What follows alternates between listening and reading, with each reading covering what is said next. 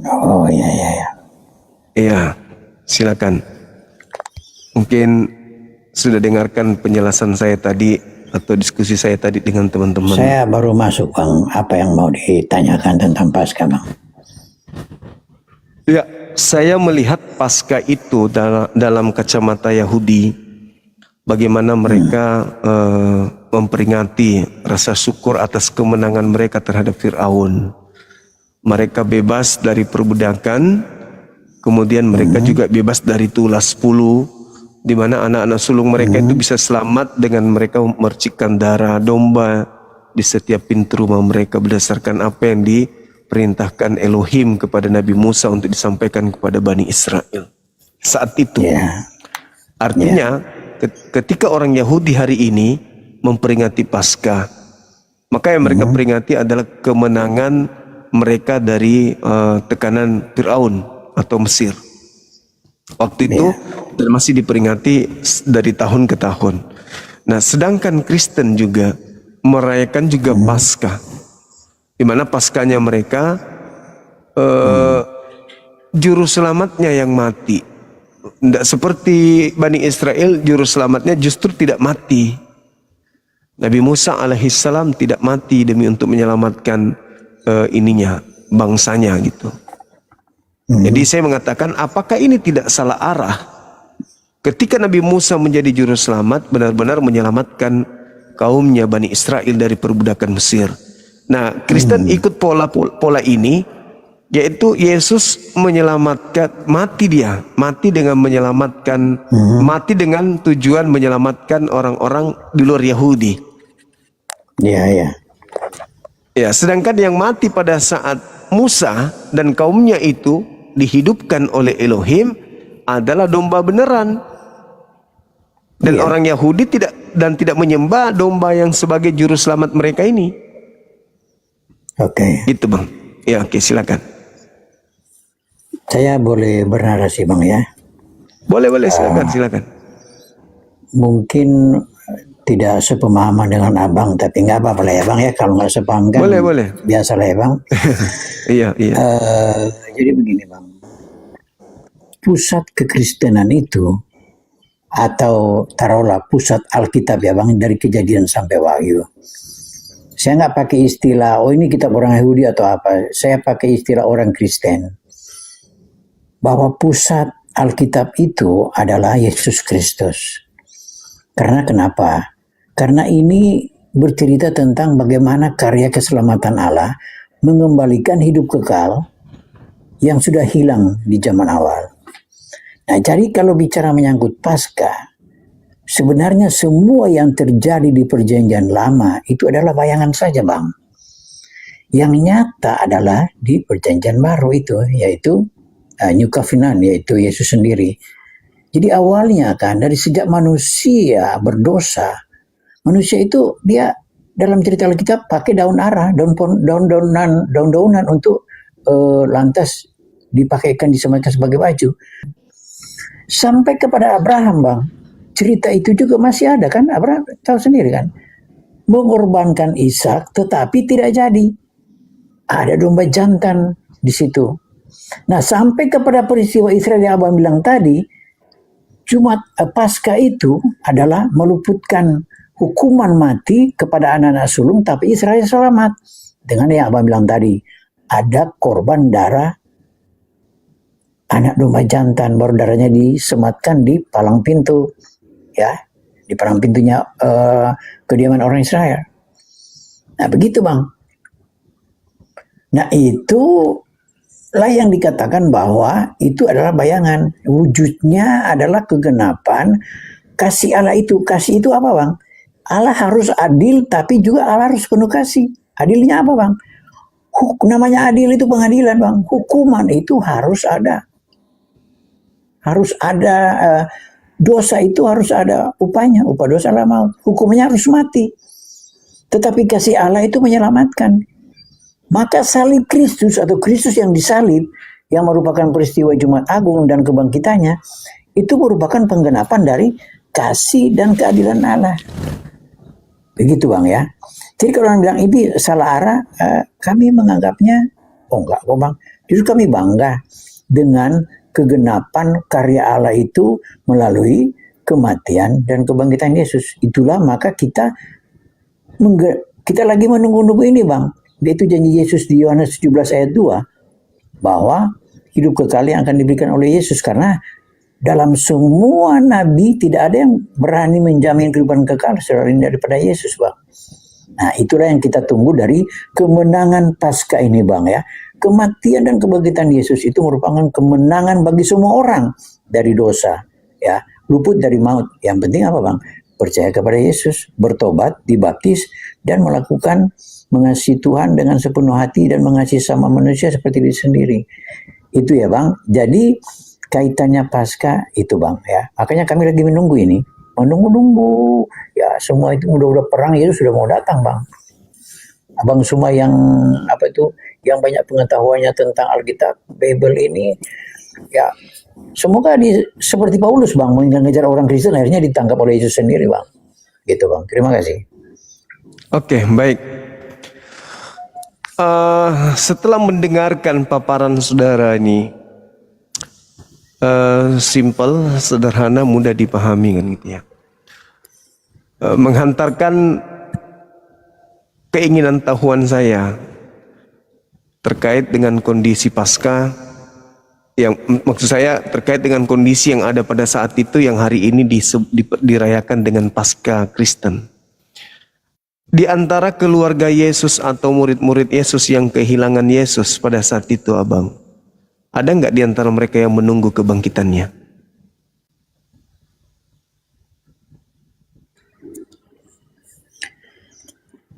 Kalau cerita realnya begini Bang ya, selagi belum ada peristiwa kebangkitan, sebenarnya sampai murid-murid Yesus ya, Petrus dan kawan-kawan ya, itu mereka semuanya belum mengerti, bahkan tidak percaya. Bahkan mereka semua kan nggak tahu kemana ini kan, karena merasa kehilangan. Itu Bang. Nanti Bagaimana? setelah Ya. Gimana Bang? Bagaimana Bapak? Bagaimana mereka nggak percaya sementara Yesus mengajarkan dia mati dan bangkit hari ketiga? Atau jangan-jangan informasi kebangkitan ini itu adalah cerita yang disusun belakangan? Nah, ini Bang, jadi mereka itu karena apa dikatakan bahwa mereka belum mengerti tentang kitab-kitab suci dan kitab para nabi. Itu penjelasan Alkitab pada waktu itu ya.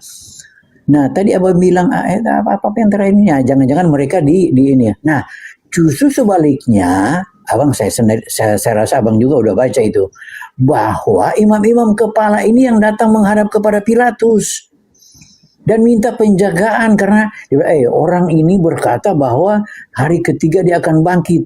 Tolong tempatkan perwira untuk menjaga. Jangan-jangan dia berbohong lantas nanti dikira, lantas muridnya datang mencuri mayatnya baru dibilang dia bangkit. Jadi lawan Yesus, lawan daripada kelompok Yesus ini atau murid-muridnya juga, yaitu imam-imam kepala, ya mereka datang kepada Pilatus. Jadi setelah itu maka Pilatus suruhlah. Nah jadi disuruh ada perwira-perwira, ada tentara yang menjaga kuburannya. Nah begitu Bang ya. Sampai pada waktu peristiwa itu. Baik. Oke Bang.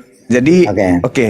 Saya paham itu bahwa orang-orang jahat, orang-orang yang menolak Yesus itu tahu bahwa ada kebangkitan hari ketiga. Di mana Yesus mengatakan itu? Di Matius 12:38 sampai 40. Kata Yesus, orang Farisi, ahli kitab, angkatan jahat dan angkatan tidak setia ini minta satu tanda dan tidak akan diberikan satu tanda apapun selain tanda Yunus, sebab Yunus dalam perut ikan selama 3 hari 3 malam, demikian juga manusia akan berada dalam perut bumi 3 hari 3 malam. Artinya, keluarnya manusia dari kubur itu adalah tanda yang diberikan oleh Yesus kepada orang-orang jahat. Maka orang jahat ini datang memerintahkan supaya makam daripada Yesus ini dijaga, karena dia mengatakan akan bangkit pada hari ketiga. Yang jadi permasalahan, kenapa justru orang jahat yang percaya? Murid-murid tidak percaya. Itu masalahnya itu di situ, Bang. Coba kalau kita lihat dalam Lukas 24 nomor 9, 10, 11, 12. Malah menganggap omong kosong. Bahkan kalau kita lihat data nomor 37, mereka kaget dan ketakutan sebab mengira melihat hantu. Kalau abang ini mengatakan mereka belum mengerti tentang kitab suci. Orang-orang yang membenci Yesus tahu kok kalau Yesus pernah mengatakan bahwa akan bangkit dari ketiga, makanya minta untuk kuburannya dijaga. Tapi murid tak ada satupun yang menunggu detik-detik kebangkitan.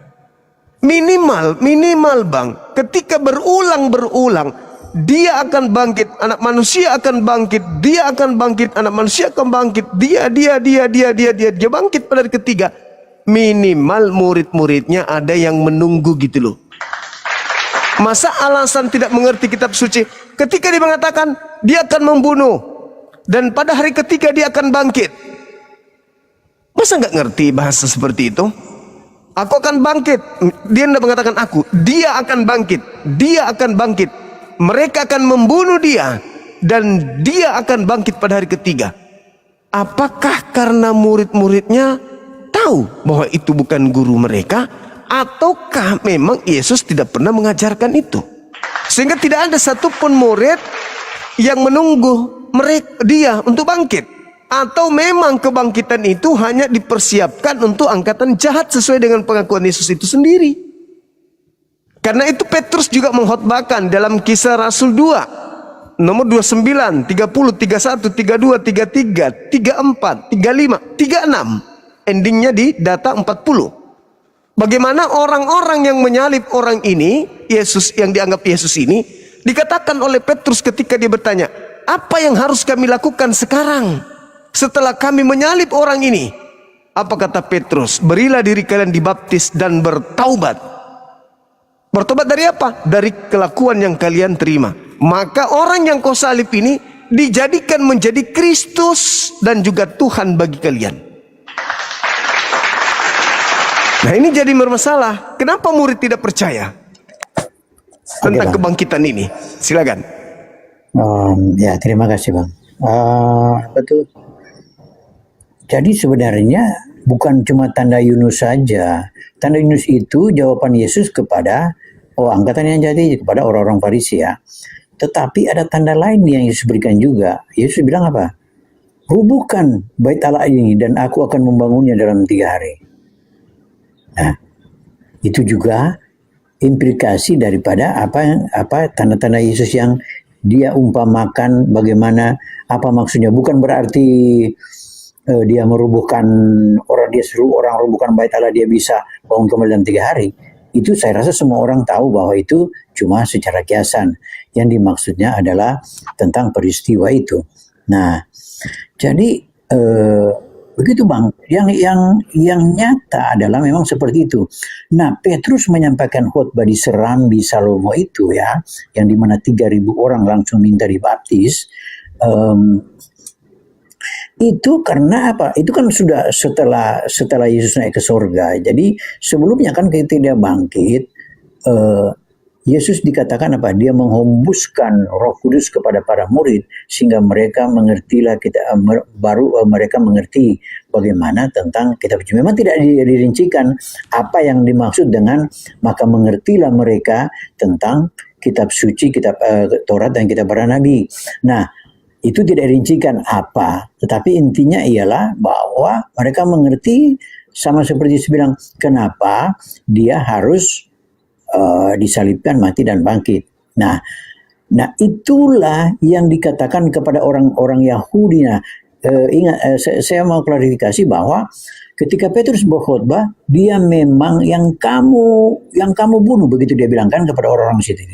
Tetapi kita ketahui bahwa yang berkumpul saat itu di Yerusalem dalam perayaan itu ya, dalam perayaan hari ke-50 itu ya, yang disebut Pentakosta. Pentakosta kan itu sebenarnya artinya hari ke-50, bukan arti langsung dari ketongan Roh Kudus. Nah, tetapi pada saat itu adalah hari ketuhanan Roh Kudus pada saat itu. Tetapi arti sebenarnya kan adalah perayaan hari ke-50. Itu di zaman orang Israel dulu. Nah, di zaman itulah berkumpul, kan abang tahu sendiri saya rasa bahwa berkumpul orang-orang Israel yang berasal, yang hidup, yang pulang kampung lah istilahnya ya, yang dari berbagai negeri yang sudah dikatakan di Kisah Para Rasul itu. Nah, Petrus menerangkan tentang siapa Yesus itu. Nah, jadilah mereka paham, dan saya rasa mereka paham. Kenapa? Kalau orang-orang ini tidak paham, dan ingat bang bahwa mereka adalah orang-orang Yahudi juga, orang-orang Israel juga. Ya, jadi kalau dibilang, oh mana orang Yahudi, mah itu bang, pertama kali khotbah aja langsung 3.000 orang bertobat dan minta dibaptis. Jadi mereka paham betul. Nah, murid-murid sendiri kita ingat kan bahwa padahal yang pertama kali menjenguk kubur Yesus kan adalah para perempuan kan, yang kuburnya kosong, membuktikan. Baru datang dikasih tahu makam, berlari Petrus dan Yohanes kan. Baru mereka yang pada waktu itu baru Petrus dan Yohanes yang tahu itu. Nanti berita itu menyebar. Baru datang semua untuk melihat peristiwa itu. Nah, jadi saya rasa wajar saya kalau bilang pada waktu awal mereka mungkin mereka kayak hilang harapan kan begitu. Guru kita udah mati, nah tahu. Tapi setelah peristiwa itu baru mereka tahu. Dan tentang yang menjadi pengawal itu ya tahu sendiri ceritanya bagaimana sebenarnya dibilang bahwa pengawal-pengawal itu sampai lari dan apa tuh muka mereka sampai pucat, dikatakan seperti itu bang ya. Jadi saya rasa ya begitulah, tidak ada sesuatu yang perlu diragukan dalam hal ini bang. Ya begitu bang, terima kasih. Oke, baik. Jadi kalau paskanya orang Yahudi memperingati keselamatan mereka dari perbudakan Mesir dan juga tulas 10. Betul. Nah kalau paskanya Kristen memperingati kematian Yesus, kan gitu bang? Betul bang, betul. Iya kan? Jumat Agung itu bang. Kalau Paskah sendiri memperingati kebangkitan. Kalau Jumat Agung kayak besok ya bang, Jumat Agung. Iya. Nah itu memperingati kematian. Kalau Paskah memperingati kebangkitan, gitu bang. Oke. Nah sedangkan ketika kita lihat apa yang terjadi pada orang-orang Yahudi pada masa itu adalah kemenangan mereka. Kemenangan dari perbudakan. Nah sekarang ketika paskanya orang Kristen, kemenangan dari dosa. Itu gimana maksudnya? Kok bisa Paskah yang ada di Yahudi berbeda dengan Paskah yang ada di Kristen gitu loh. Yang mati pada saat mereka orang Yahudi ini diselamatkan dari tulah, itu adalah domba. Domba yang mati. Dan orang-orang Yahudi tidak menjadikan domba ini sebagai pahlawan, tidak menjadikan domba yang mati menyelamatkan mereka dari kematian itu sebagai Tuhan. Tidak. Tetapi orang Kristen, dombanya yaitu adalah Yesus, itu malah dituhankan. Orang Yahudi enggak menuhankan dombanya. Ketika domba ini menjadi juru selamat mereka dari ancaman tulas 10, mereka tidak kemudian menyembah domba. Padahal domba ini adalah juru selamat mereka juga, penebus mereka juga. Dengan darah domba mereka kemudian tidak mati. Nah kenapa di Kristen justru korban yaitu Yesus yang adalah domba yang disembah? Itu kenapa bisa seperti itu abang? Silakan. Jadi istilah domba sebagai korban itu sangat populer di kalangan Yahudi, terutama dari cerita-cerita awal seperti yang saya bilang tadi, dari Kejadian Adam dan Hawa. Kemudian korban domba jantan yang oleh Abraham, pengganti Ishak ya kalau di versi Kristen. Kemudian korban domba jantan untuk Israel yang Abang bilang tadi. Nah, pantas dibilang kenapa? Jadi kata domba itu sendiri yang dikorbankan itu kan ada di nubuatan-nubuatan juga, bahwa seperti domba yang tidak mengeluh dia dibawa ke pembantaian. Nah, itu juga jadi kalau korban domba itu meluputkan Israel daripada malaikat maut ya, karena malaikat maut waktu itu ya, maka korban domba dalam arti anak domba, di mana Yesus juga dibilang sebagai anak domba, kata Yohanes kan, lihatlah anak domba yang mengangkut dosa dunia. Nah, korban domba dalam hal ini yaitu Yesus adalah dia meluputkan manusia daripada maut juga, ya. Karena seperti yang saya bilang tadi, maut, upah dosa adalah maut. Itu tidak bisa dipungkiri, tidak bisa disangkal bahwa upah dosa adalah maut. Maka Yesus sendiri menanggung dosa, menjadi kutuk, ya, menjadi kutuk hukum Taurat dibilang, jadi kutuk di hukum Taurat. Jadi dia menanggung dosa, dia menjadi tumbal sehingga manusia itu bisa terluput daripada maut. Gitu Bang, itu punya kesempatan luput dari maut kalau percaya, gitu Bang. Nah, sekarang Itu yang kaitannya, memberikan Bang, ya. yang memberikan kemudian legalitas menebus dosa atau dosa ditebus dengan darah manusia itu siapa Bang? Karena kalau di kaidahnya orang Yahudi itu nggak boleh mereka kemudian menjadikan manusia sebagai korban. Nah kalau di Kristen korbannya adalah manusia, berarti melanggar kemudian kesucian kekudusan Elohim.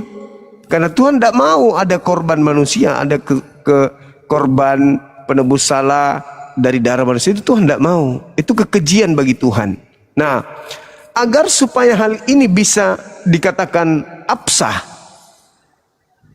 atau dikatakan kemudian ini sesuatu yang bukan berasal dari di luar keinginan Tuhan, apakah ada Tuhan ini memberikan pengesahan terhadap itu, bahwa dosa manusia akan ditebus dengan mengorbankan manusia?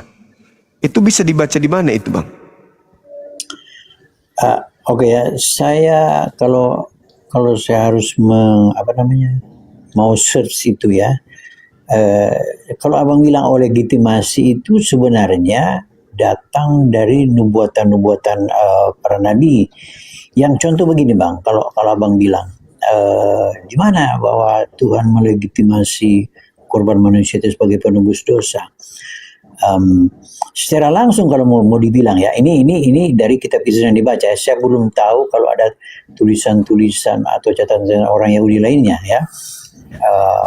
Tetapi dari kitab ya, dari Alkitab sendiri, Perjanjian Lama itu semua itu hanya terungkap daripada nubuatan para nabi. Yang misalnya ada yang saya lupa ya, apa itu di Sakaria atau di mana yang berkata misalnya Tuhan itu katanya dipaku atau ditombak.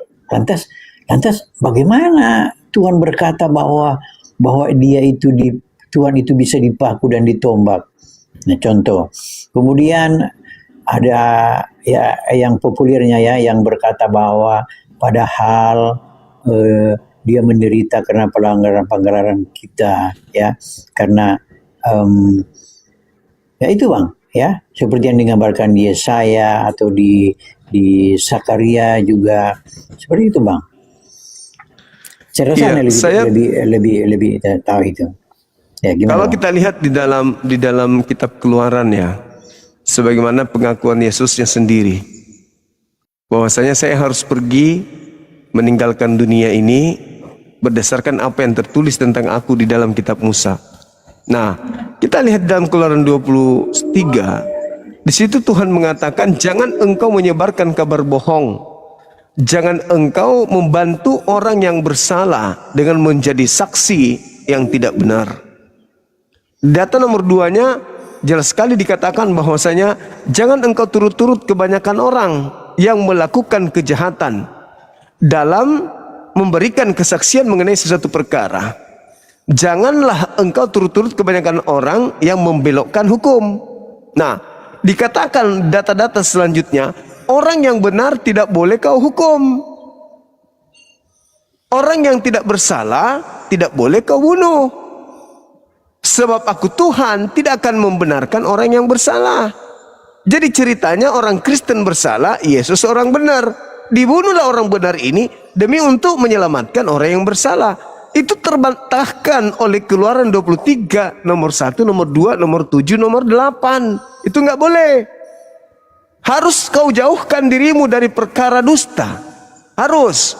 orang yang benar dan orang yang tidak bersalah tidak boleh kau bunuh. Berdasarkan hal ini, Yesus tidak boleh dibunuh. Nah, ketika ada pembunuhan terhadap orang, maka yang dibunuh itu bukan orang yang benar. Makanya saya mengatakan tadi di Matius 12 nomor 38 sampai 40, angkatan jahat, orang jahat diberi tanda. Apa tandanya? Anak manusia akan bangkit pada hari ketiga. Itu tanda untuk orang jahat.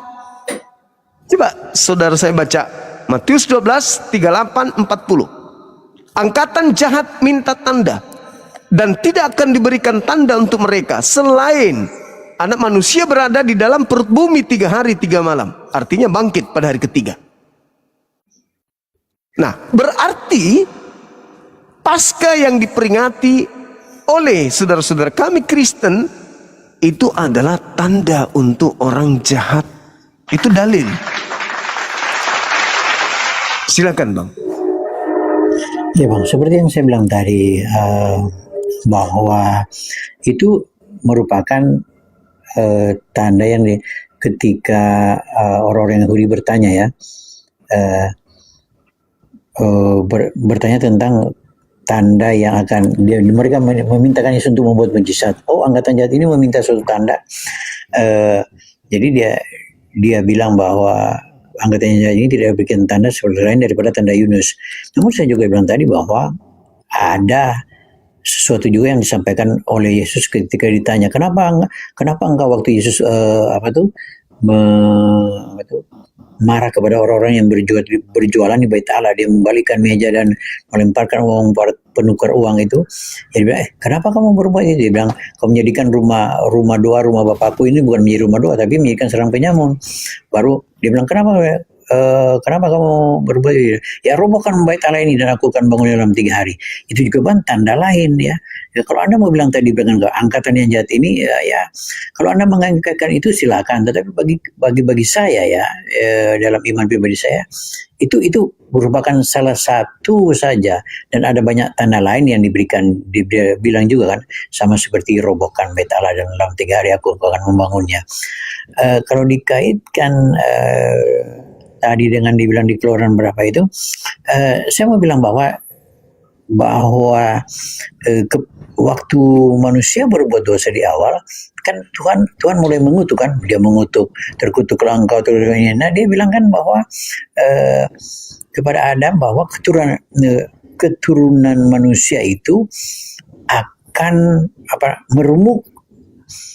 merumukkan kepala ular, tapi keturunan ular itu akan merumukkan tumit. Nah, itu juga merupakan ya dalam teologi Kristen, itu artinya bahwa satu saat bahwa keturunan dari manusia ini akan datang keturunan yang akan yang akan menginjak kepala ular itu.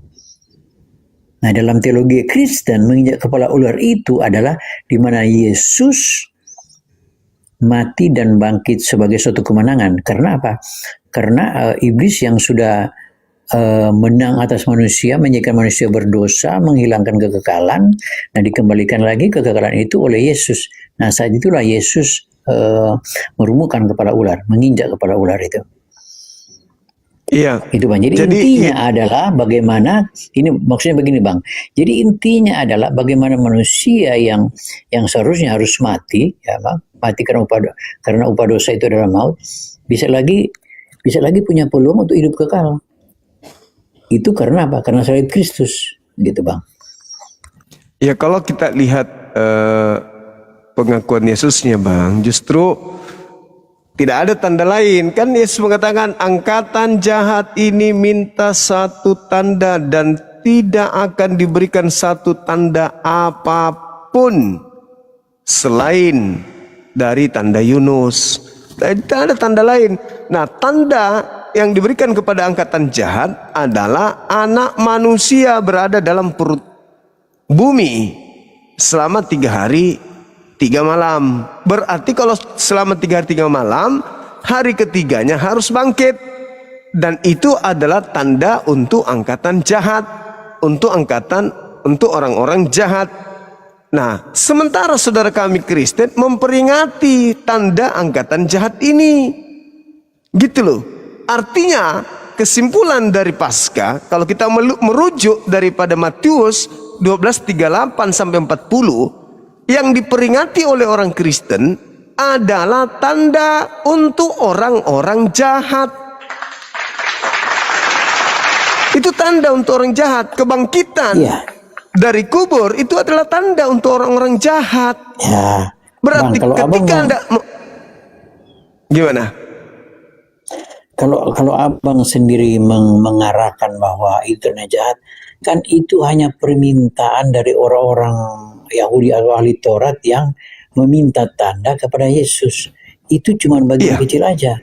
Tetapi inti Dan yang dia beritakan kepada yang lain kan Bang, bahwa dia memang harus pergi ke Yerusalem, harus diserahkan dan harus disalibkan. Makanya waktu itu saya bilang, saya membantai si Edis yang bilang bahwa itu rencana iblis. Karena justru rencana iblis adalah menggagalkan karya itu. Karena kalau karya itu gagal, iblis menang, manusia bisa mati terus. Gitu. Justru karena memang Yesus yang sendiri bilang bahwa dia dalam pemberitaannya Bang ya, bahwa anak manusia akan diserahkan dan akan disalibkan, namun akan bangkit pada hari yang ketiga. Itu sudah Yesus selalu ajarkan sampai pemberitahuan yang keempat kepada para murid. Jadi kalau dibilang cuma karena kenapa Yesus memberikan tanda itu? Karena Yesus menganggap percuma memberitakan yang sesungguhnya tentang bagaimana Yesus akan mati dan bangkit kepada orang Yahudi. Karena mereka Mereka seolah-olah sudah dibutakan, nggak mengerti dengan kitabnya sendiri. Itulah makanya dia bilang angkatan yang jahat ini. Kenapa mereka dibilang angkatan yang jahat? Karena mereka itu cuma mengerti, cuma tahu baca kitabnya tapi nggak melaksanakan. Itulah sebabnya mereka selalu dibilang oleh Yesus angkatan yang jahat.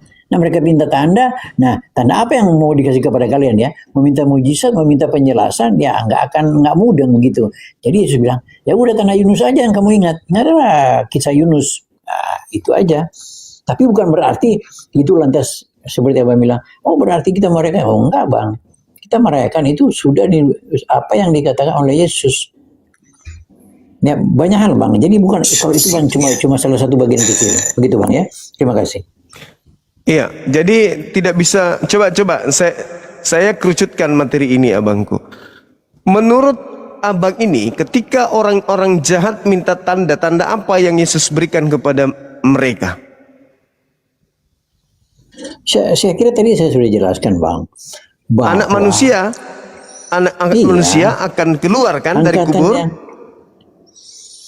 Iya, tapi kan? Nah, Yesus itulah yang kalian peringati. Iya, tapi kan mereka akan meminta. Coba Abang baca. Boleh nggak kita baca lengkap? Di mana? Silakan. Kita baca Matius 12 nomor ya silakan. Oke. Matius 12 38 40. Silakan.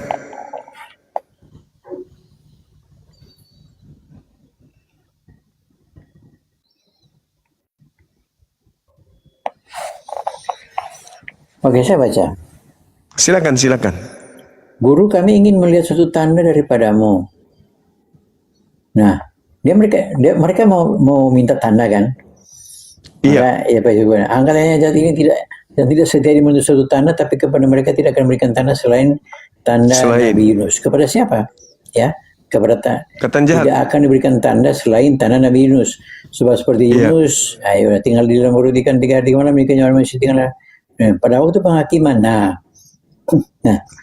ada kelanjutannya Bang.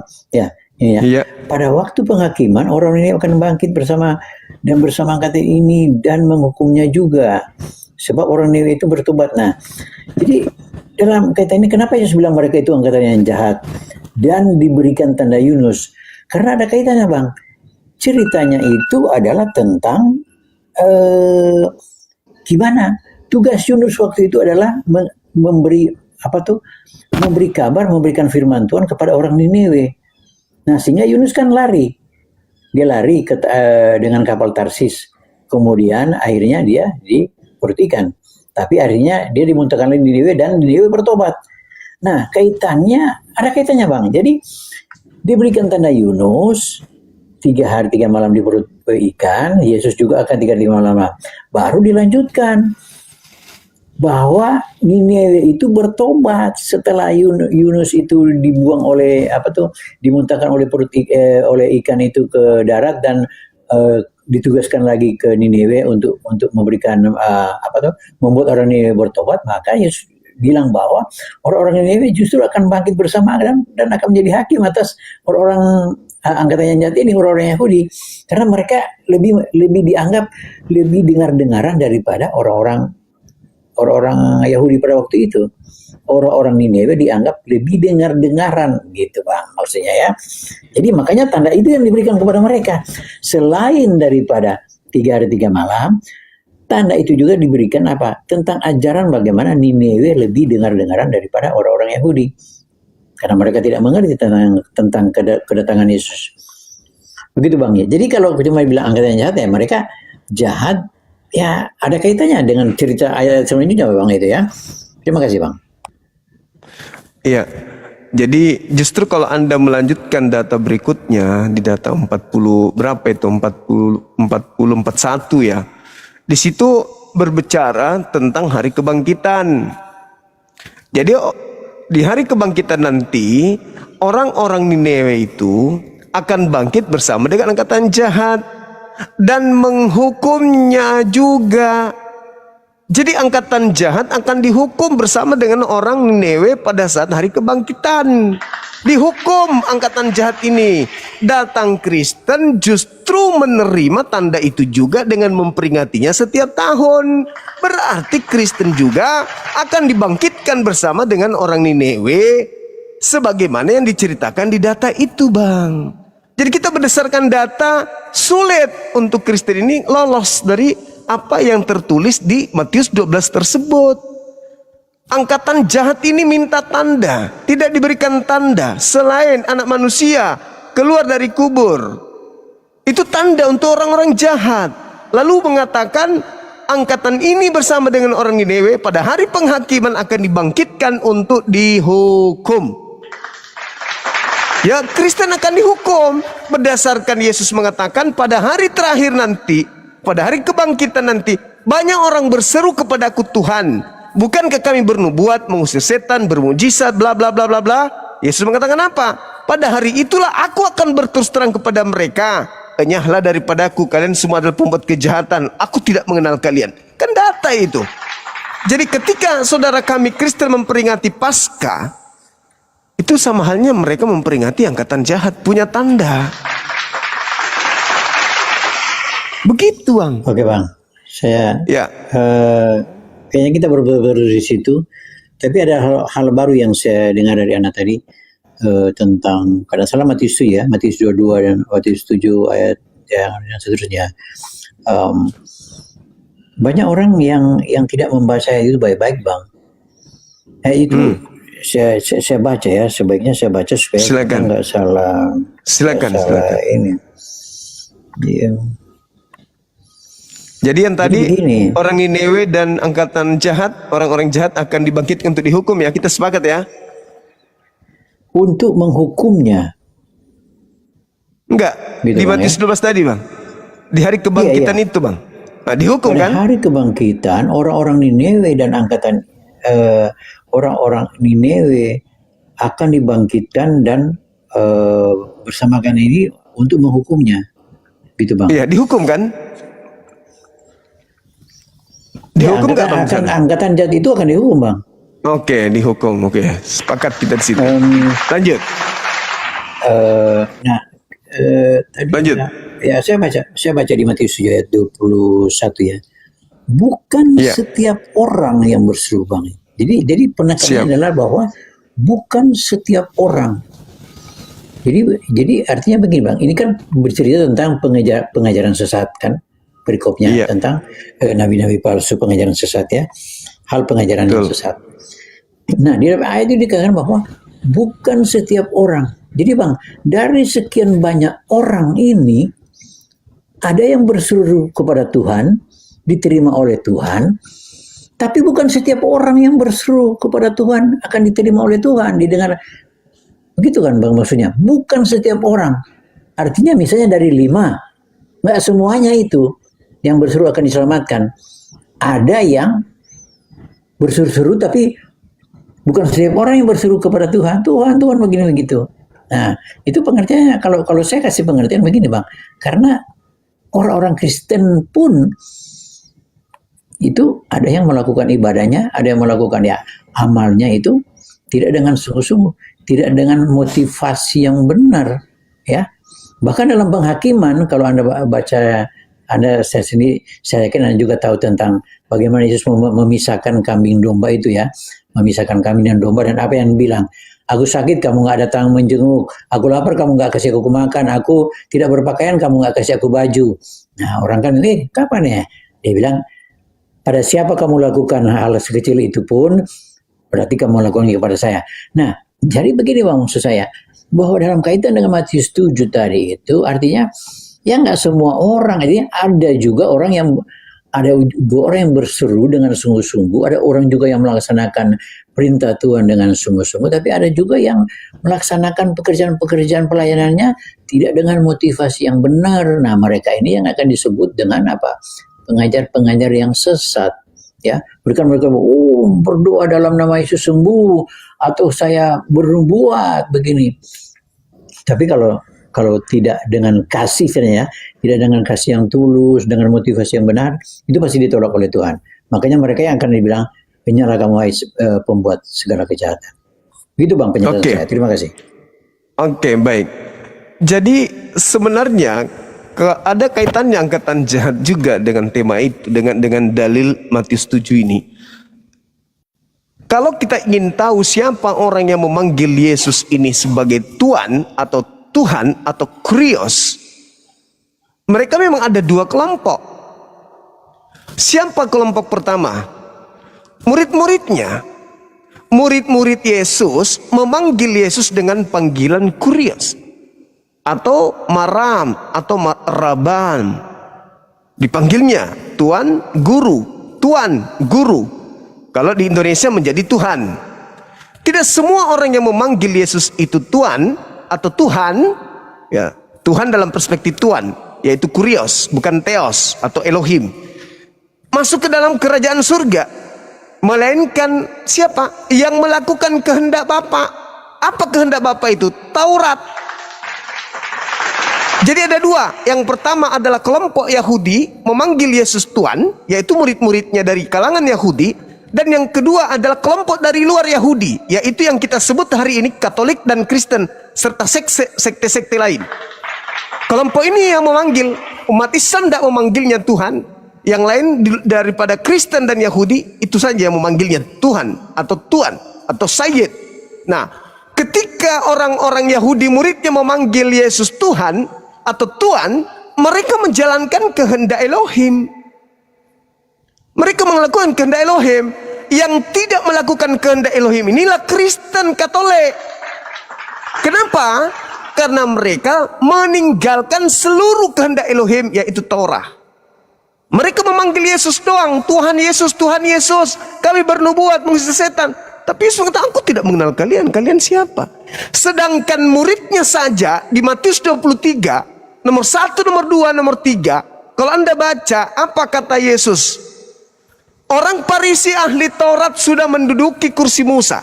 Jangan pernah kalian mengikuti pekerjaan mereka. Sebab mereka berbicara tentang Taurat, tetapi mereka tidak mempraktekkan. Bedanya dengan Kristen hari ini, Torah mengajarkan jangan makan babi, bersunatlah kalian, pelihara sabat, satu Tuhan, jangan ada ilah lain. Kristen melakukan hal yang bertentangan dengan itu semua.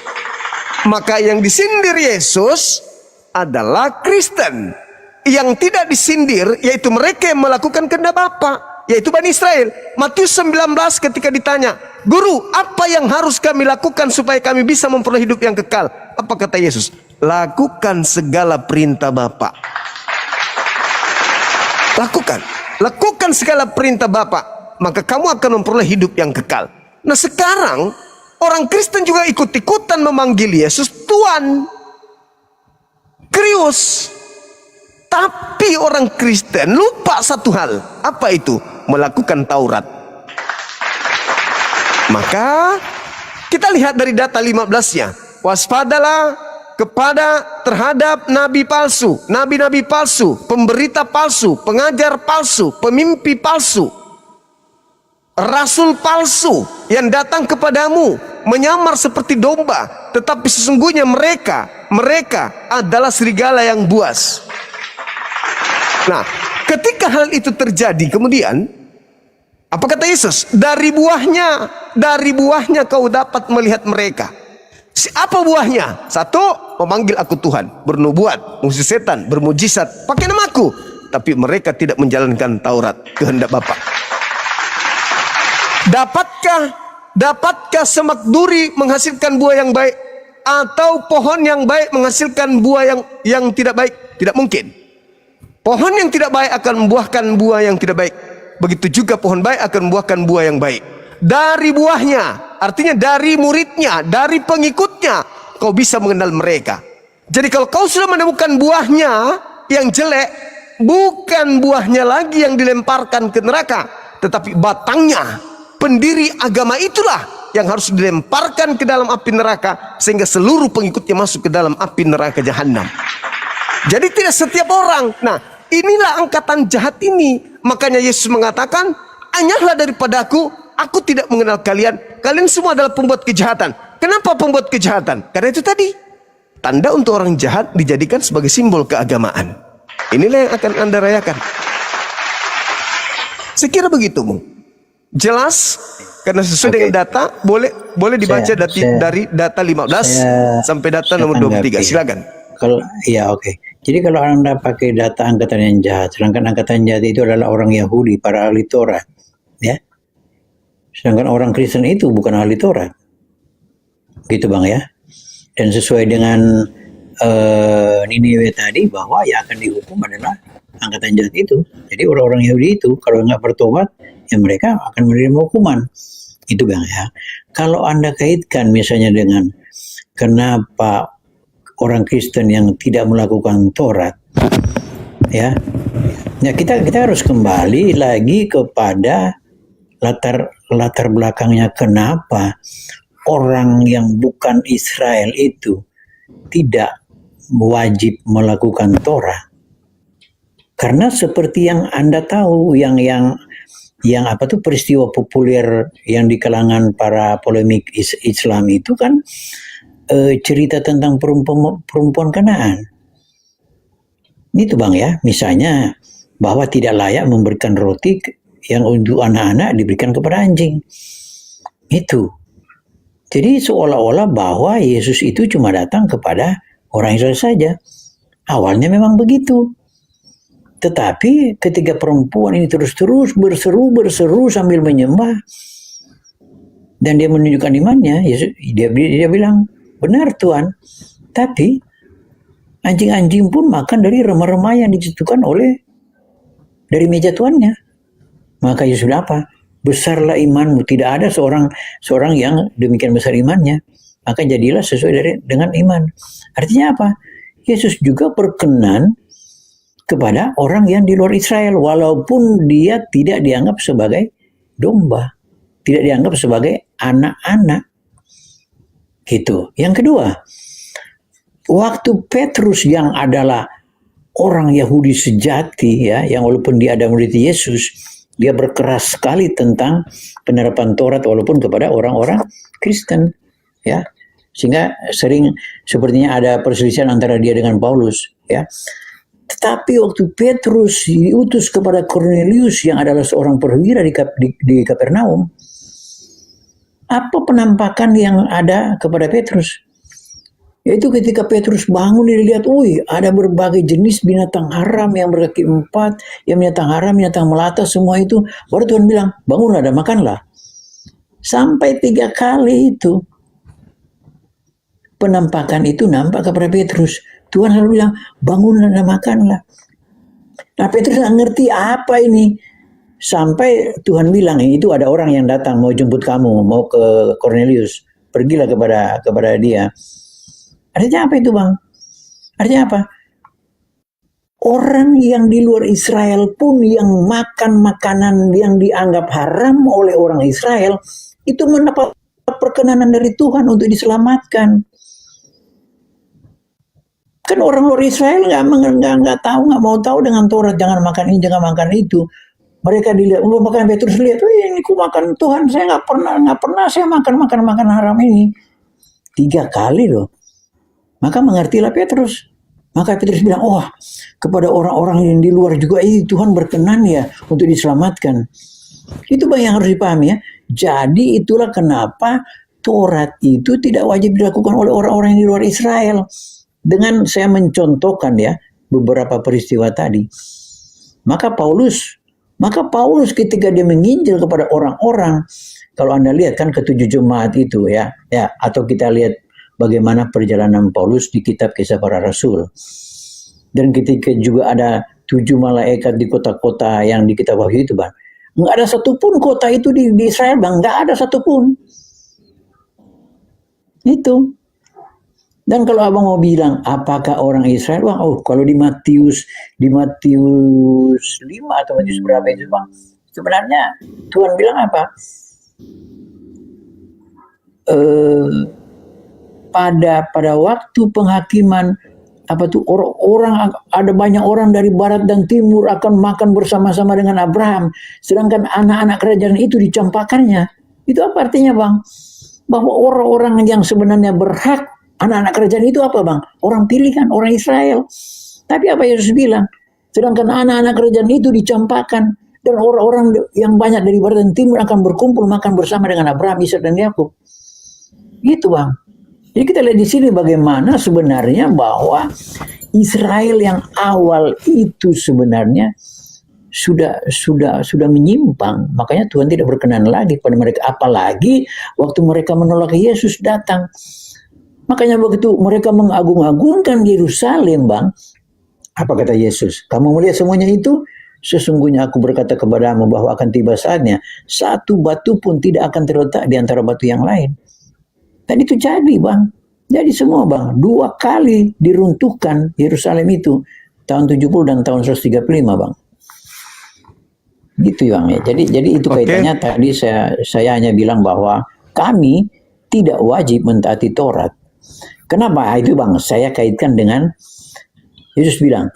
Mungkin Abang akan bilang. Tapi Yesus bilang begini kan. Yesus berkata, jangan kamu menyangka aku datang untuk meniadakan hukum Taurat. Aku datang bukan untuk meniadakannya, melainkan untuk menggenapinya. Karena orang nggak ngerti apa sih maksudnya, apa yang dimaksud dengan menggenapi itu. Orang bingung, Bang. Nah kalau bingung nanti saya jelaskan kenapa dia bilang menggenapi. Itu bahasa hukumnya sekarang, Bang, apa? Addendum. Jadi Torah itu dalam versi Yesus di addendum. Gitu, Bang, ya. Oke. Kalau mau ditanya apa isi addendum nanti saya jelaskan. Terima kasih, Bang. Ya, baik. Jadi yang pertama tentang angkatan jahat adalah orang Yahudi, dan Anda mengatakan itu bukan orang Kristen. Angkatan jahat orang Yahudi. Orang Yahudi hari ini tidak memperingati Paskah orang yang keluar dari kubur. 1, catat dulu itu. Berarti cuman orang jahat di kalangan Yahudi yang memperingati itu dan mengajarkan kepada bangsa asing. Matius 23 nomor 15, celakalah engkau wahai ahli Taurat, orang Farisi, orang munafik, engkau menjelajahi daratan, menyeberangi lautan untuk mentobatkan orang menjadi pengikutmu, dan setelah kau jadikan dia pengikutmu, kau jadikan mereka orang neraka dan 2 kali lebih jahat daripada engkau sendiri. Jadi angkatan jahat orang Farisi, Paulus orang Farisi. Menyeberangi lautan, Paulus menyeberangi lautan. Menjelajahi daratan, Paulus menjelajahi daratan. Ahli Torah, Paulus ahli Torah. Mentobatkan orang di luar, Paulus melakukan itu. Pengikutnya banyak, dan kau jadikan mereka orang apa? Orang neraka, dan lebih jahat 2 kali daripada engkau sendiri. 1. Jadi tidak bisa dipungkiri. Kisah Para Rasul 21 nomor 15 nomor sampai 26, Paulus setelah mengajarkan agama Kristen kembali ke Yerusalem, Paulus bertaubat, Pak, dari agama Kristen itu. Boleh Anda baca di situ. Itu yang pertama. Jadi orang Yahudi hari ini tidak ada pasca-paskaan bangkitnya orang dari kubur, itu nggak ada. Hanya Kristen yang melanjutkan tradisi orang jahat dari kalangan orang Farisi melalui tangan Paulus. Itu yang pertama, Pak, dicatat itu. Kemudian yang kedua, Anda mencoba menarasikan pernyataan Yesus bahwa orang akan dari barat, dari timur akan duduk satu meja di surga bersama dengan Abraham makan. Itu mustahil Kristen. Mustahil. Agama Kristen adalah agama yang sangat-sangat membenci ajaran Abraham. Jadi mustahil orang Kristen yang dimaksud. Yang dimaksud orang yang datang dari timur, dari barat duduk semeja dengan Abraham adalah orang yang menjalankan milah Abraham. Orang yang menjalankan ajaran Abraham. Apa itu? Satu Tuhan. Kulu amanna billah wa ma unsila ilaina wa ma unsila ila Ibrahim wa Ismail wa Ishak wa Yakub dan seterusnya. Tidak mungkin orang Kristen, mustahil. Yang kedua, Abraham menyembah satu Tuhan sama seperti umat Islam. Yang tadi yang saya bacakan barusan ayatnya. Kemudian Abraham mengorbankan anaknya, tetapi tidak jadi, melainkan dikorbankan pada saat itu adalah hewan untuk ujian, mendekatkan diri Abraham kepada Tuhan dengan berkurban hewan. Itu diaminkan dan dilaksanakan oleh umat Islam. Abraham bersunat, umat Islam bersunat. Jadi yang duduk semeja dengan Abraham kami, umat Islam. Kenapa? Coba Anda lihat di dalam Yesaya 52 nomor 1. Orang yang tidak bersunat haram hukumnya masuk ke dalam kota Yerusalem baru alias surga. Tak boleh. Jadi bagaimana mungkin Anda bermimpi yang dimaksud Yesus adalah orang Kristen? Yang ketiga, ketika saudara mengatakan bahwasanya ada orang Samaria atau orang Kanaan yang Yesus katakan, aku diutus hanya kepada domba, bukan diutus kepada anjing. Lalu Yesus mengatakan, imanmu besar. Iman besar ibu itu karena mengaku anjing dan mengaku pemakan sampah remah-remah yang jatuh dari meja tuannya, tetapi tidak menjadi pengikutnya karena pengikutnya hanya domba, sedangkan ibu itu anjing. Anjing dan domba tidak mungkin satu kawanan, tidak mungkin. Oleh karena itu Bapak harus memahami bahwa ketika Anda memperingati Paskah, Anda melanjutkan tradisi tanda untuk angkatan jahat. Siapa yang mengajarkan? Paulus. Pauluslah yang mengajarkan kemudian tema-tema terkait kebangkitan orang mati. Dia bangkit, untuk itulah Yesus mati agar ia dibangkitkan untuk menjadi Tuhan dan Kristus bagi orang Kristen, pengikutnya. Itu Pak, itu tanda angkatan jahat. Jadi sekali lagi saya katakan, ketika Anda merayakan Paskah, kebangkitan, Yesus mengatakan di dalam Yohanes 12:31 bahwa dunia sekarang ini dihakimi sekarang juga penguasa dunia, yaitu iblis, akan dilemparkan keluar. Kalau kita melihat iblis itu dilemparkan ke dalam, lalu kemudian Yesus mengatakan dilemparkan keluar, ternyata ke dalam dan keluar itu wadahnya adalah kuburan. Yesaya 14 nomor 15, iblis dilemparkan ke dunia orang mati. Iblis dilemparkan ke alam kubur. Lalu Yesus datang mengatakan iblis akan dilemparkan keluar. Keluar dari mana? Kemana tadi dia lemparkan? Kesitulah ia nanti keluar. Lalu kenapa harus kuburan? Dilemparkan dari kuburan. Karena itu adalah tanda untuk angkatan jahat. Maka berbarislah orang-orang jahat ini memperlihatkan dirinya di mata dunia. Kamilah orang jahat itu, yaitu yang menerima tanda anak manusia keluar dari kubur. Sederhana itu Bang. Silakan. Oke Bang. Ya, terima kasih untuk pendapat Anda, tapi saya rasa semua juga melihat hal yang sama, bahwa ada banyak hal yang Anda kait-kaitkan tetapi terlalu jauh untuk menjadi suatu koneksi di antara satu dengan yang lain, karena tidak, ya saya mau bilang tidak sesuai konteks dari satu bagian Alkitab dengan bagian yang lain. Ya, kalau Anda melihat misalnya perjalanan Paulus, ya, perjalanan Paulus itu, kalau perjalanan Paulus, maka saya bilang perjalanan Paulus itu baca di kitab Kisah Para Rasul, itu perjalanan Paulus. Tidak ada sesuatu sama sekali yang bertentangan dengan ajaran Yesus yang dia beritakan kepada orang-orang yang di luar Israel. Ya, karena kasih karunia itu kepada semua bangsa, bukan kepada bangsa Israel saja. Ya, walaupun dalam keyakinan bahwa mereka tetap dinantikan dan satu saat mereka juga akan bertekuk lutut untuk mengaku Yesus sebagai Tuhan. Ya, cuman sayang kalau mereka terlambat. Dan kalau dibilang apalagi tadi dibilang akan banyak orang, itu kan perkataan Yesus bahwa akan banyak orang akan datang duduk makan bersama Abraham, tapi anak-anak kerajaan itu sendiri akan dicampakkan. Nah, itu sekali lagi itu mengaku merupakan pengakuan Yesus bagaimana sebenarnya orang-orang Israel ini yang dikatakan Yesus, kasihan orang Israel ini karena apa? Yesus bilang, andaikan kamu mengerti saat dimana Tuhan melawat engkau, tapi sayangnya apa? Sudah terlambat bagi mereka. Nah, sampai kehancuran, dan itu nyata bagaimana mereka menolak Yesus itu adalah peristiwa yang nyata, dan peristiwa yang nyata juga sejarah seluruh dunia mencatat bagaimana kehancuran Yerusalem dan Israel itu sampai 2000 tahun mereka tidak menggunakan nama Yerusalem dan nama Israel. Itu sangat nyata karena apa? Penolakan terhadap Yesus. Nah, yang saya mau katakan begini, Bang, bahwa apapun yang kita bicarakan ya, ini berkaitan dengan sesuatu yang kita mau tunggu-tunggu, seperti yang kita bilang tadi, Bang, bahwa peristiwa Paskah ini kan tema Paskah. Peristiwa Paskah itu berkaitan dengan keselamatan yang dikerjakan Yesus bagi semua orang di kayu salib melalui kematian dan kebangkitannya yang merupakan kemenangan, sehingga kita menantikan janji hidup kekal yang akan diberikan oleh Yesus, karena hanya kepada Yesus saja yang diberikan kuasa oleh Allah untuk memberikan hidup yang kekal kepada semua orang. Nah, itu semua, Bang, kita nantikan dengan iman. Entah orang, karena saya tidak berkata begini, Bang, waktu Yesus bilang, penyalah engkau dari hadapanku. Saya yakin bahwa di saat Yesus datang, itu tidak akan ada istilah agama, Bang. Tidak ada yang bilang, masuk surga itu orang Islam, orang Kristen, orang ini.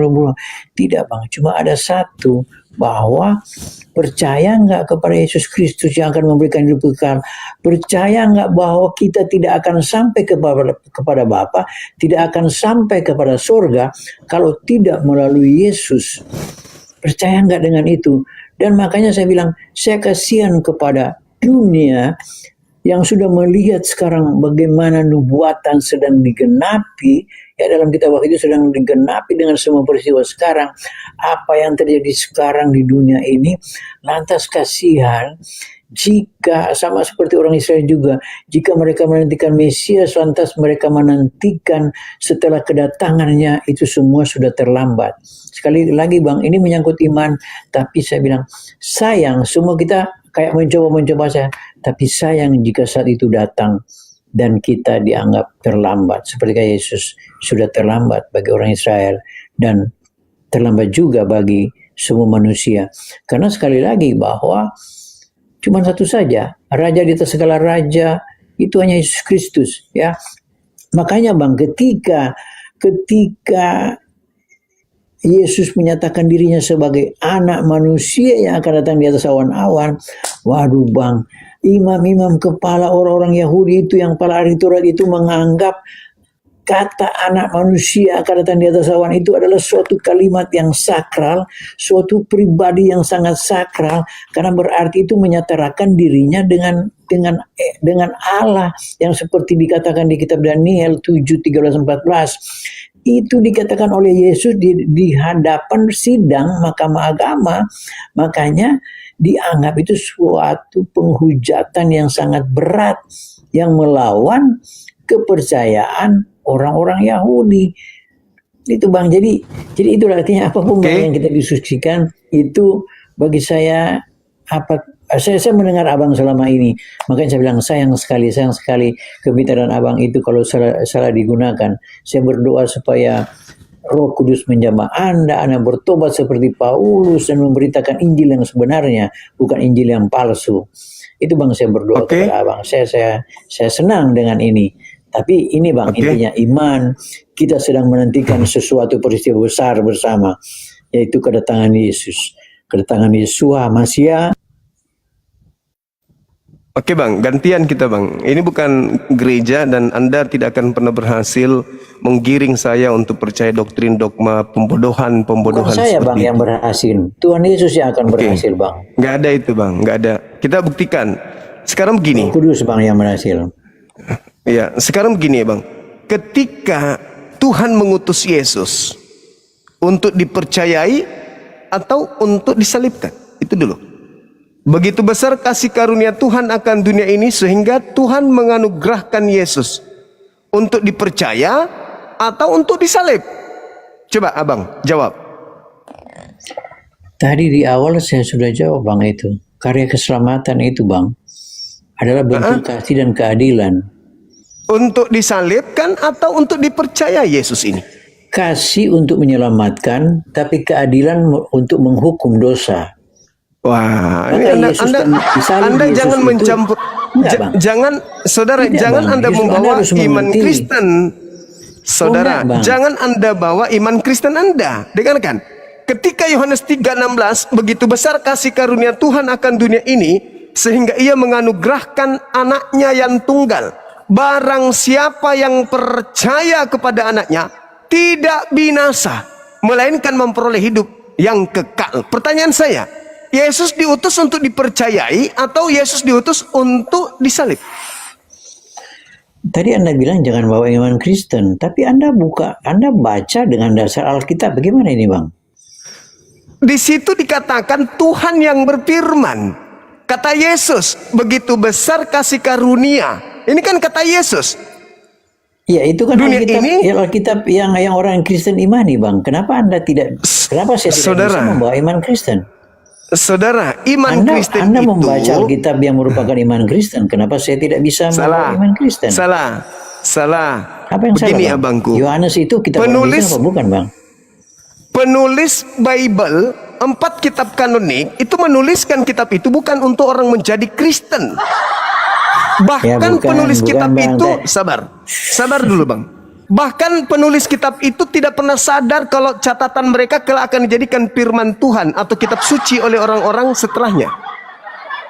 Ya, catat itu dulu. Ini adalah tulisan yang dikumpulkan oleh orang-orang tersebut berkaitan dengan kesaksian-kesaksian mereka. Berkaitan dengan persaksian-persaksian orang yang menyaksikan tentang peristiwa yang terjadi. Jadi ketika kita melihat Bible, kita harus melihat sebagai suatu kesatuan utuh, bahwa penulis menuliskan berdasarkan kesaksian yang diterima dari orang-orang yang bersaksi. Maka kita harus netral. Bukan kita jadikan sebagai penulisnya adalah sebagai seorang Kristen.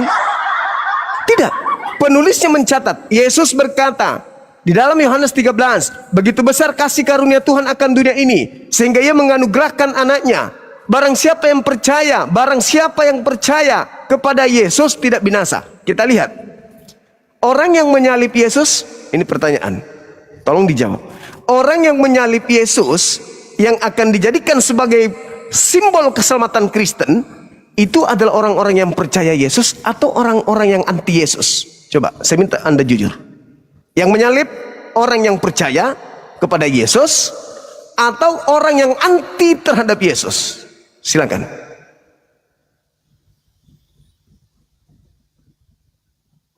Dibuka Kalau mic, yang dibuka mic. yang Anda bilang yang menyalib itu kan adalah perwira Roma.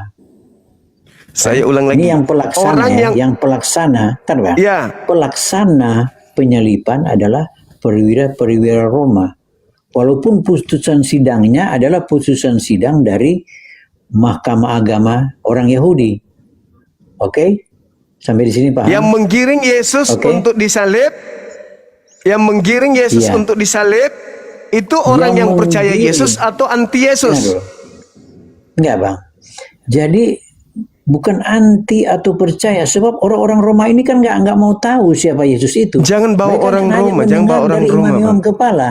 Jangan bawa orang Roma. Pilatus mengatakan, aku tidak menemukan kesalahan sedikit pun dari orang Iya, ini. benar. Di dalam Matius 27 nomor 18, Gubernur Pilatus mengatakan orang-orang Yahudi menyerahkan Yesus untuk disalibkan karena dengki. Pertanyaan saya, Benar. yang menyerahkan Yesus untuk disalib ini adalah orang yang percaya kepada Yesus atau orang yang benci, anti kepada Yesus? Ya, makanya Anda harus bedakan orang yang menyerahkan untuk disalib dan orang yang menyalibkan. Itu banyak harus Anda paham. Itu hal yang berbeda. Ya, Oke? itu Jadi saya yang udah menyerahkan ngerti. adalah orang Yahudi, oke? Para imam-imam kepala. Anti orang atau Yahudi. orang percaya kepada Yesus? Ya mereka tidak bukan percaya, mereka tahu Yesus tapi mereka tidak percaya. Oke? Berarti anti terhadap Yesus kan? Ya, mereka tidak percaya. Iya, boleh Oke. dibilang anti. Ada nggak orang-orang yang percaya di samping mereka? Ada nggak orang yang percaya kepada Yesus? Maksudnya maksud Anda di samping apa, Bang? Maksudnya ketika orang-orang Yahudi, ahli Torah, imam kepala, mahkamah agama, orang Farisi membenci Yesus, ingin menyalibkan Menyerahkan Yesus, menyerahkan Yesus untuk disalibkan, Menyerahkan untuk apakah disalibkan, di luar mereka yaitu orang-orang Yahudi ada yang percaya kepada Yesus? Walaupun tidak ditulis, saya rasa ada. Ada. Yohanes 11:45. Iya. Banyak ada. orang yang melawat Maria, melihat apa yang dilakukan Yesus dan percaya kepada Yesus. Nah, pertanyaan saya, Iya. orang yang percaya kepada Iya. Yesus ini memperoleh hidup kekal atau tidak? Oh iya dong. Tanpa penyaliban bukan? Ya. Mereka memperoleh hidup kekal tanpa penyaliban kan? Tanpa penyaliban. Yes. Siapa yang percaya tidak binasa, melainkan memperoleh hidup yang kekal. Mendapat hidup kekal enggak mereka ini yang percaya kepada Yesus? Oh iya dong. Tanpa penyaliban mereka percaya. Kalau Anda bilang tanpa penyaliban, kan mereka menyaksikan peristiwa itu, Bang. Oh, jangan Dan ke mereka situ. mengerti juga. Orang yang menyalib Yesus ini orang yang tidak percaya Yesus. Sedangkan orang yang percaya Yesus adalah pengikut Ya. Yesus yang telah memperoleh hidup yang kekal. Yang Yesus janjikan, aku akan pergi ke Ya. rumah Bapa menyediakan tempat bagimu Ya. dan akan kembali mengambil engkau yang percaya. Betul? Ya. Nah, Berarti mereka memperoleh hidup kekal tanpa salib. Sama dulu. Oh, Bang. Mereka tadi hidup Abang kekal baru tanpa salib. bilang. Nah, bukan, Bang. Tadi Abang baru bilang bahwa yang Yesus akan pergi ke rumah Bapa dan Menyediakan tempat rumah. dan akan kembali. Ya kan? Orang-orang yang percaya, Ya. yang tidak menyalib. Nah, Sekarang permasalahannya benar, Bang. adalah, Benar, Bang. Bang. sabar dulu. Apakah mereka memperoleh hidup yang kekal? Tunggu. Apakah mereka memperoleh hidup yang kekal tanpa salib?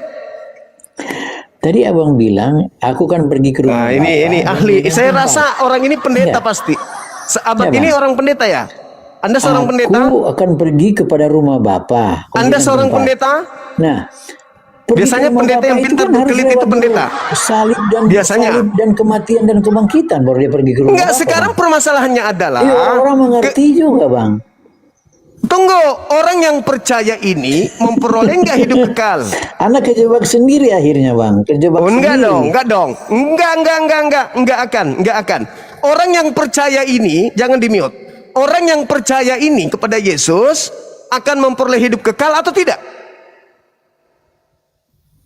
Aduh. Suka sekali meng-mute moderator ini. Aku yang berdebat loh. Mendapat hidup kekal. Karena ajaran Meskipun Yesus, kan? tak ada penyaliban. Meskipun tak ada penyaliban. Loh, Yesus sudah ajarkan kepada mereka. Dia akan pergi kepada Nggak rumah bisa. Bapa, seperti yang Anda bilang tadi. Oke. Dia kan tempat. Oke, Hidup kekal kan ketika ada kemudian tempat di Anda, surga, Bang. berarti ketika mereka percaya, mereka membutuhkan orang-orang yang tidak percaya, gitu.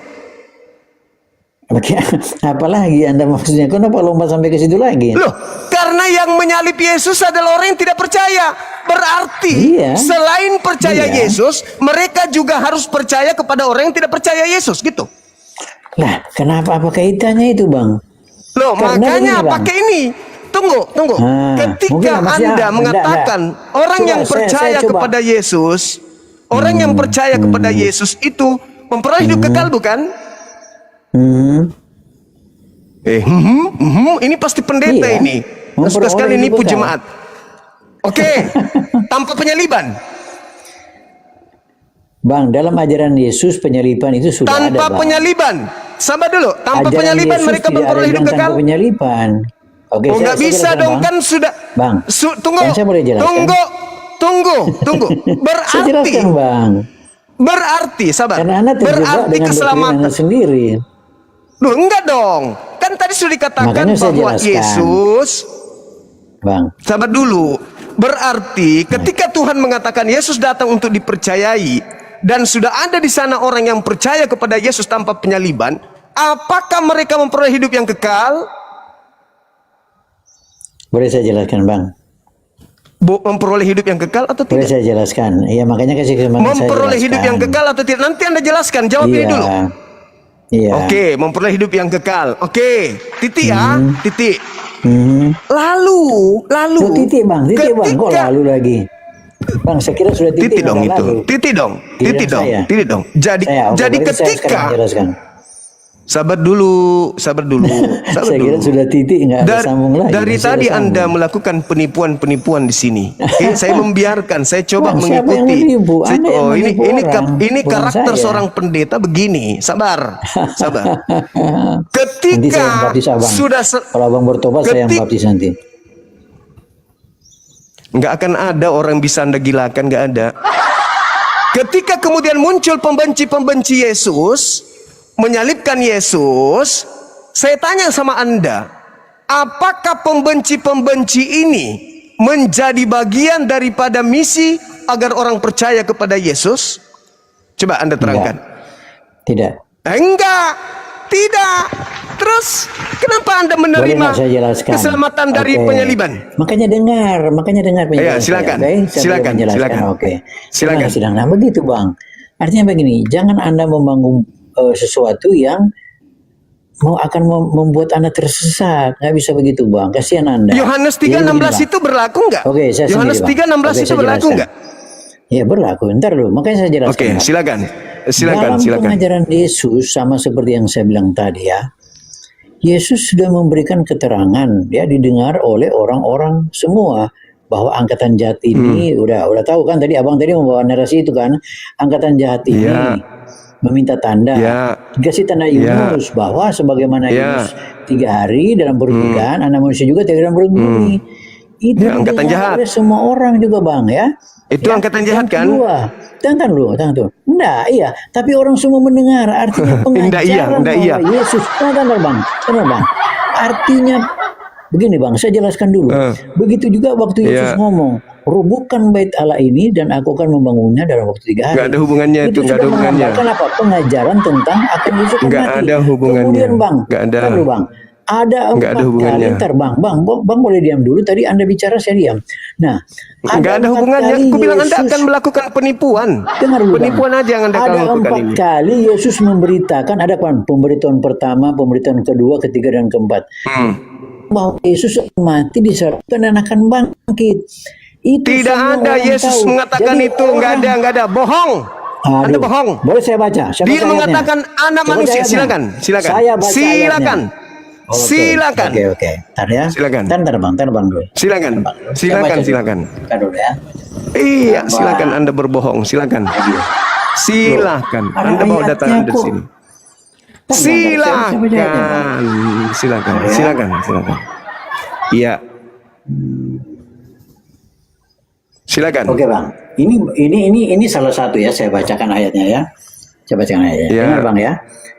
Oke. Ya, artinya yang semua baca ini bagaimana Yesus memberitahukan tentang bahwa dia akan disalibkan ya. Dan itu didengar oleh semua orang. Nah, Silakan. setelah Yesus selesai dengan segala pengajarannya, maka berkatalah ia kepada murid, kamu tahu bahwa 2 hari lagi akan Anak manusia. dirayakan Paskah. Anak manusia. Maka anak manusia akan diserahkan untuk apa, Bang? Untuk apa, Bang? Untuk apa, Bang? Untuk apa, Bang? Bang, sambung dulu, Bang. Mana? Anak manusia akan Mana dia diserahkan mengatakan untuk- aku? Mana dia Bang. mengatakan aku? Bang, Mana? anak manusia